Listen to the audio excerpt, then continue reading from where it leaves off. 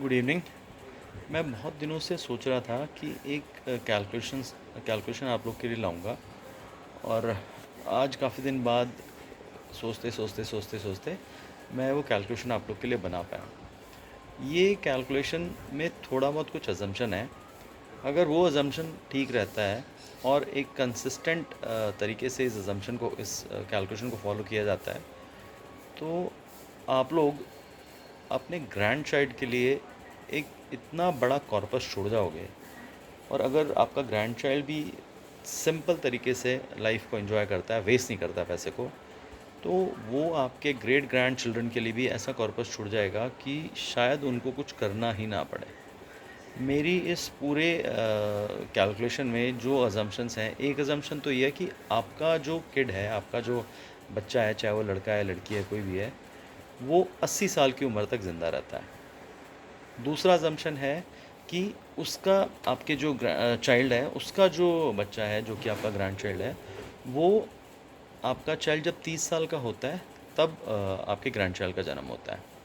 तीसरा अजम्पशन है कि आप अपने चाइल्ड के नाम पे एक PPF account, public provident fund, जो कि किसी भी बैंक में या पोस्ट ऑफिस में खोला जा सकता है, वो उसके पैदा होते, जिस दिन आपका बच्चा पैदा होता है उसी दिन उसके नाम का पीपीएफ अकाउंट खोल देते हैं।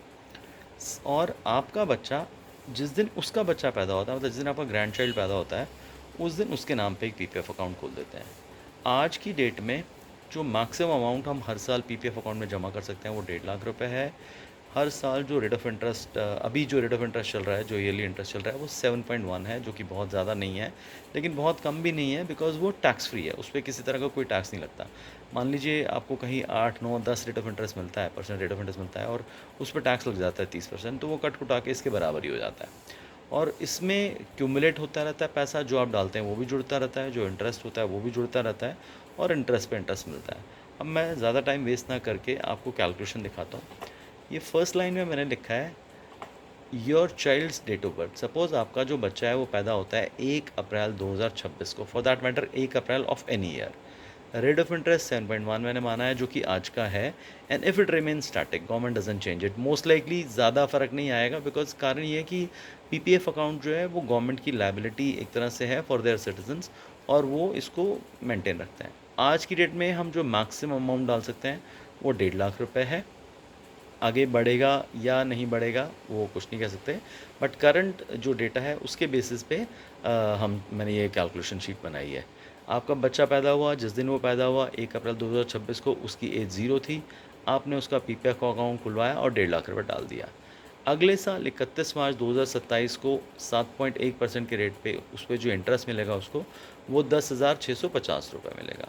क्लोजिंग बैलेंस 31 मार्च 2026 को या 27 को या 1 अप्रैल 2027 को 1,60,650 हो जाएगा। ये जो 1,60,650 रुपये है, इसमें 1.5 लाख रुपये आप अगले साल 1 अप्रैल को फिर डालेंगे, तो अगले साल का जो ओपनिंग बैलेंस है उसका 3,10,650 रुपये हो जाएगा। 1,60,650 पिछला कंट्रीब्यूशन और इंटरेस्ट मिला के हो गया, 1.5 लाख आपने और डाला, तो मिला के अगले साल का ओपनिंग 3,10,650 हुआ। उसका जो इंटरेस्ट है वो 22,056 बनेगा, उससे अगले साल का क्लोजिंग इतना होगा।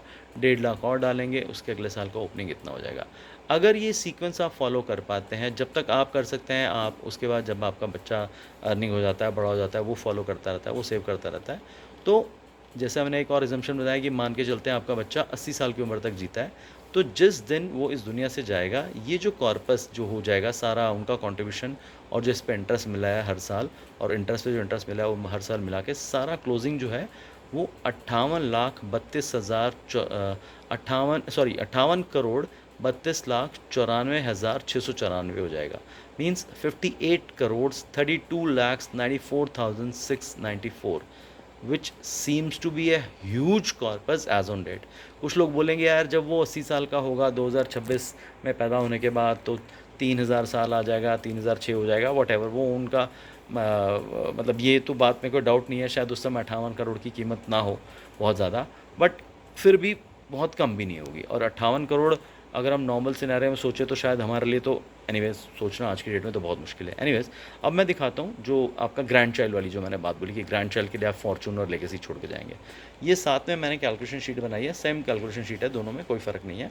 बट इस जो आपके बेटे की आपके बच्चे की कैलकुलेशन शीट है आपके चाइल्ड की, उसको मैंने प्रिज्यूम किया है 80 साल, और ये मैंने बनाया है 50 साल। आपके ग्रैंड चाइल्ड का जो कैलकुलेशन शीट है ये 50 साल मैंने इसलिए बनाया है कि जब आपका ग्रैंड चाइल्ड 50 साल का होता है उस समय आपका चाइल्ड इस दुनिया से अगर चले जाता है, राइट। अगर मैं जैसे आपको बोला था, एक एजम्पशन इसमें ये है कि आपका जो ग्रैंड चाइल्ड है वो तब पैदा होता है जब आपका चाइल्ड 30 साल का होता है। आपका चाइल्ड का डेट ऑफ बर्थ 1 अप्रैल 2026 है, तो एक मैंने माना है कि आपके ग्रैंड चाइल्ड का जो डेट ऑफ आपके चाइल्ड का 1 अप्रैल 2026 है, तो मैंने माना आपके ग्रैंड चाइल्ड का जो डेट ऑफ बर्थ होगा वो 1 अप्रैल 2056, मतलब आपका जब चाइल्ड 30 साल का हो जाएगा तब आपका ग्रैंड चाइल्ड पैदा हो जाएगा। और जब आपका चाइल्ड 50 साल आपका ग्रैंड चाइल्ड 50 साल का हो जाएगा तो आपका चाइल्ड 80 साल का हो जाएगा। ही और she will leave this world. तो जब आपका ग्रैंड चाइल्ड 50 का हुआ, और ये जो आपने जो कंसिस्टेंटली आपने अपने चाइल्ड के लिए फॉलो किया, 1.5 लाख रुपये डालना, इंटरेस्ट मिलना, वही आपका चाइल्ड आपके ग्रैंड चाइल्ड के लिए फॉलो करता है। उसके पैदा होते हैं 1.5 लाख रुपये डालता है इंटरेस्ट, फिर अगला उसमें 1.5 लाख प्लस जो क्लोजिंग वाला से मिला हम लोग के। तो जब आपका ग्रैंड चाइल्ड होगा तो उसका कॉर्पस होगा 7,25,34,522 रुपये। ठीक है जी, एट द एज ऑफ 50 आपके ग्रैंड चाइल्ड का जो है। अब टोटल कॉर्पस आपके ग्रैंड चाइल्ड का उस समय क्या होगा, जो उसको अपने पेरेंट्स से मिला, जो आपके चाइल्ड यानी कि से 58 करोड़ रुपये मिला, प्लस उसका 7 करोड़ मिला के 65,58,29,216 रुपये आपके ग्रैंड चाइल्ड का कॉर्पस होगा। अब हम ये नहीं सोच सकते कि आपका ग्रैंड चाइल्ड 50 साल में की उम्र में इस पैसे को निकालेगा। वो अपने बच्चे के लिए अपने बच्चे का सोच के इसको जोड़ता रहेगा, अपने वो भी मानेंगे 80 साल तक जिएगा, उसका जो बच्चा होगा वो फिर 50 साल का होगा तब आपका ये ग्रैंड चाइल्ड जाएगा, वो अलग कहानी है, चलता रहेगा। अब इस केस में मानते हैं कि जब आपका चाइल्ड की डेथ होती है और आपका ग्रैंड चाइल्ड 50 साल का होता है, उसके पास टोटल कॉर्पस इतना हो जाएगा अपना पीपीएफ का बैलेंस मिला के और आपके चाइल्ड से जो मिला के, हाँ मिला, उसको मिला के। अब हम ये नहीं प्रिज्यूम कर सकते कि नहीं प्रिज्यूम कर रहे कि वो अपने कॉर्पस को टच करेगा, अपना कॉर्पस उसका सही चलता रहेगा। अब जो आपका ग्रैंड चाइल्ड उस कॉर्पस पे जो कि उसको अपने पेरेंट्स से मिला यानी कि आपके चाइल्ड से मिला, उसका इंटरेस्ट अगर हम देखें क्या आएगा, interest on your child's corpus at the rate of 3% per annum net of taxes. हम मानते हैं कि जब आपके चाइल्ड की डेथ होती है, ठीक है जी, उस समय रेट ऑफ इंटरेस्ट 3% पे रह गया, थोड़ा 3 से ज़्यादा थोड़ा रह गया, टैक्स काट के मानते हो उसको, आपके ग्रैंड चाइल्ड को खाली 3% रेट ऑफ इंटरेस्ट मिलता है हर साल अपने पेरेंट के कॉर्पस पे, जो कि 65 करोड़ रुपये था, सॉरी 58 करोड़ रुपये था। तो उसको उस कॉर्पस पे ईयरली जो इंटरेस्ट मिलेगा वो मिलेगा 1,74,98,841 रुपये।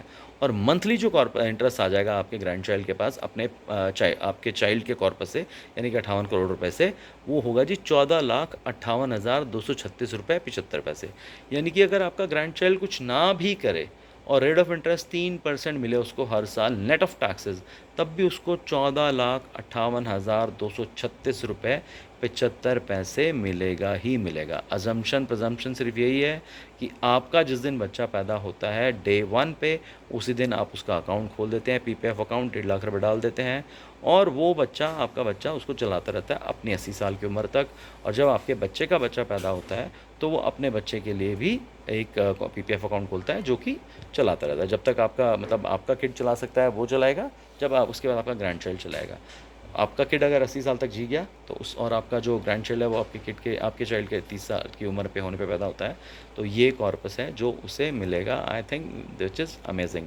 तो इफ़ यू फील कि ये ठीक चीज़ बताई है मैंने, ठीक डिटेल्स ठीक हैं और अजम्पशंस एंड प्रजम्पशंस ठीक हैं, तो you must go to the bank tomorrow. अभी तो शाम हो गई है, बैंक बंद हो गया होगा, आप कल जाइए और अपने बच्चे के नाम पे पीपीएफ अकाउंट खुलवाइए। इसमें और भी हम एज्यूम कर सकते हैं कि जब आपके बच्चे की शादी होगी तो उसकी वाइफ या हस्बैंड जो भी आएगा, सपोज़ उसके पेरेंट ने भी वही सोचा हो जो आपने सोचा अपने बच्चे के लिए, तो जब 80-80 साल में दोनों जाएंगे तो 58 करोड़ आपके बच्चे का, 58 करोड़ उसके स्पाउस का, मिला के 1,16,00,000 रुपये, और फिर तो मतलब सपने का कोई एंड ही नहीं है।